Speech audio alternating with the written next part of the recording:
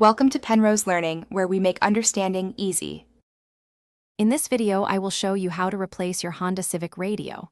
First, gather your tools, including a trim removal tool, a Phillips head screwdriver, and a 10mm socket wrench.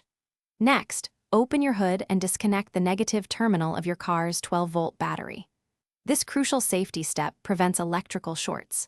Finally, confirm your new radio is compatible with your Civic's dash opening, which is usually a double DIN size. Now let's remove the old radio. Begin by carefully prying off the trim panels surrounding the radio. Use your trim removal tool to avoid scratching the dashboard. Once the trim is off, you'll see the mounting bolts or screws holding the radio.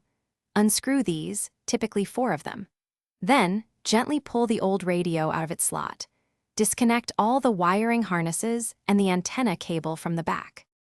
With the old unit out, it's time for the new one. First, connect your new radio's wiring harness adapter to your Civic's factory harness. This ensures proper power and speaker connections. If your new radio requires mounting brackets, attach them now. Carefully slide the new radio into the dash opening, making sure all wires are tucked away. Secure it with the screws you removed earlier.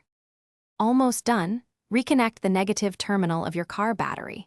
Turn on your Civic and test the new radio's functionality, including all speakers, radio stations, and any new features.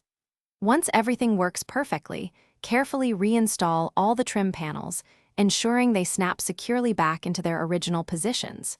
You've successfully replaced your Honda Civic radio. Don't forget to check the description for a fantastic book that can truly change how you think about money, as well as other helpful deals.